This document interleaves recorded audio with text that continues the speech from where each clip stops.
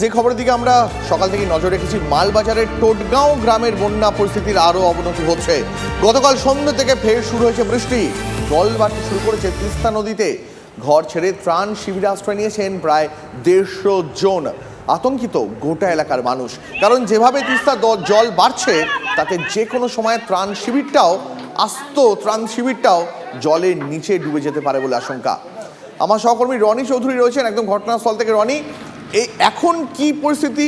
ত্রাণ শিবিরের যারা মানুষ তারা কি অন্তত এই বিষয়ে আশ্বস্ত যে আর বৃষ্টি হলে তারা অন্তত একটু খেতে পড়তে থাকতে পারবেন? দীপ, দেখো, যেমনটা তুমি বললে ঠিক তেমনটা নয়, কারণ তারা রীতিমতো আতঙ্কে রয়েছেন। কারণ যেভাবে বৃষ্টি হচ্ছে সিকিম পাহাড় এবং ভুটান পাহাড়ে, সেই সঙ্গে ডুয়ার্সে, তার কারণে কিন্তু বন্যা পরিস্থিতির অবনতি হয়েছে টোটগাঁও এলাকায়। অন্যান্য এলাকায় জল কমলেও টোটগাঁওতে কিন্তু তিস্তার জল এখনো ঢুকছে, যার কারণে রীতিমতো আতঙ্কিত এলাকার মানুষ। 150 জনকে নিয়ে এসে রাখা হয়েছে ত্রাণ শিবিরে, রাত কেটেছে ত্রাণ শিবিরেই। এমনকি এখন যেভাবে বৃষ্টি হচ্ছে এবং জল যেভাবে গ্রামে ঢুকতে শুরু করেছে, এই ত্রাণ শিবিরটাও ভেসে যাবে এমনটাই আশঙ্কা করেছেন এলাকার মানুষ, এমনকি এলাকার গ্রাম পঞ্চায়েতের সদস্য নিজেও। যার কারণে তারা কোথায় থাকবেন, কিভাবে খাওয়া জুটবে তা নিয়ে দুশ্চিন্তা রয়েছে। তবে স্থানীয় প্রশাসনের তরফে শুকনো খাবারের ব্যবস্থা করা হয়েছে সকালে। তবে এখনো পর্যন্ত প্রশাসনিক পর্যায়ে এলাকার বিধায়ক তথা মন্ত্রী তিনিও কিন্তু এখনো পর্যন্ত আসেননি এলাকায় একবারের জন্য সেই মানুষদের সাথে কথা বলবার জন্য বা আশ্বাস দেওয়ার জন্য। প্রশ্ন উঠছে কেন এখনো পর্যন্ত কোনো ব্যবস্থা না হলো না, যেখানে এত ভয়ঙ্কর অবস্থা তৈরি হয়ে রয়েছে এলাকায়।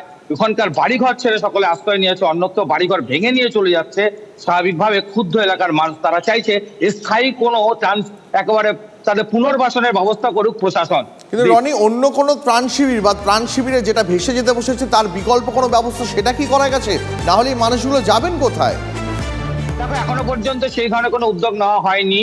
তবে গ্রাম পঞ্চায়েতের তরফে যে স্কুলকে বেছে নেওয়া হয়েছে সেখানকার টোটগাঁও প্রাথমিক বিদ্যালয়, সেখানেই রয়েছেন। তবে সেখানে যদি জলমগ্ন হয়ে পড়ে তাহলে তাদের শেষ যাওয়া কোথায় হবে তারা কিন্তু জানেন না কেউই।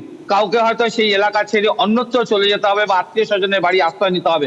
তবে তারা গৃহহীন যেমন হবেন তেমন কর্মহীনও হবেন, কারণ সেখানকার মানুষের মূল জীবিকা কৃষি। রনি, আপাতত তোমাকে ধন্যবাদ। নজর রাখো পরিস্থিতির উপরে। রয়েছে টোটগাঁওয়ের এখন টোটগাঁওয়ের অবস্থা অনেকটাই খারাপ। নদী তো সব টোটগাঁওয়ের দিকে ঢুকছে এখন, জল তো সব নদী, মানে আমাদের এই গ্রামে 52টা যেটা বাড়ি ছিল ওই বাড়িগুলো দিয়ে এখন নদী বইতেছে।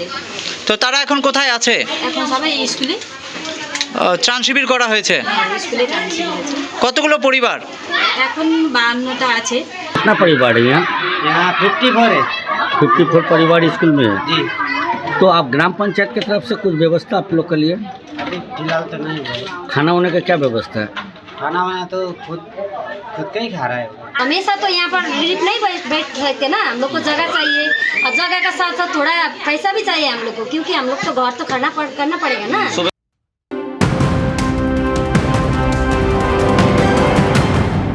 বন্যা বিধ্বস্ত অসমে মৃতের সংখ্যা বেড়েছে 40। প্লাবিত 29টি জেলায় 16 লক্ষ মানুষ বন্যায় দুর্গত। পরিস্থিতি অত্যন্ত খারাপ নগাঁও, দরং, করিমগঞ্জে। কাঞ্চনজঙ্ঘা দুর্ঘটনার ঘা এখনো শুকোয়নি, আর তার মধ্যেই উত্তরবঙ্গে অঘটন রুখলেন চালক। রেলগেট খোলা রয়েছে, সিগন্যালও সবুজ, চালক তাই গতিতে চালাচ্ছিলেন। শেষ মুহূর্তে বুঝতে পারায় ব্রেক কষে তিনি ট্রেন থামান। ডুয়ার্সের মতো হুগলিতেও গন্ডগোল, চুঁচুড়ায় না দাঁড়িয়ে গ্যালোপিং লোকাল এগিয়ে যায়, আবার একই ট্র্যাক ধরে ট্রেন ফেটে চুঁচুড়ায়। চালকেরই দায় বোঝে রে।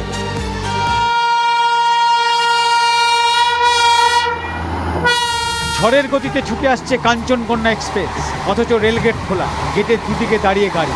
শেষ মুহূর্তে চালকের তৎপরতায় বড়সড় দুর্ঘটনা থেকে রক্ষা পেলেন যাত্রীরা। উত্তরে যখন উৎকণ্ঠা, দক্ষিণেও অঘটন হতে হতে রক্ষা। অভিযোগ, নির্দিষ্ট স্টপেজে না দাঁড়িয়ে পরের স্টেশনে গিয়ে দাঁড়ালো আপ বর্ধমান লোকাল। ট্রেনটি আবার ফিরে এলো একই ট্র্যাক ধরে চুঁচুড়া।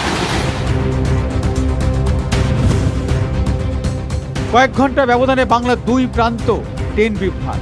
চালসা থেকে মালবাজার স্টেশনের মাঝে এই রেলগেট একইভাবে খোলা ছিল, অথচ সবুজ ছিল সিগন্যাল। প্রচণ্ড গতিতে ছুটে আসছিল শিয়ালদাগামী কাঞ্চনকন্যা এক্সপ্রেস।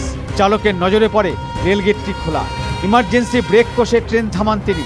গেটে থাকা রেলকর্মীর অন্যমনস্কতার কারণে এই পরিস্থিতি বলে জানা গেছে।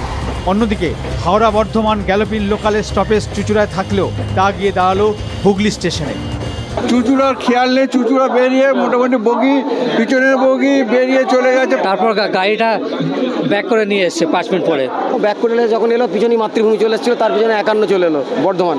সমস্যা তো একটু আমাদের টেনশনে পড়ে গেছিলাম, বৃষ্টি হচ্ছে। এরপর ট্রেনটি আবার উল্টো দিকে চলতে শুরু করে, ফিরে আসে চুচুড়ায়। সেখানে কিছুক্ষণ দাঁড়ানোর পর বর্ধমানের দিকে রওনা দেয় ট্রেনটি।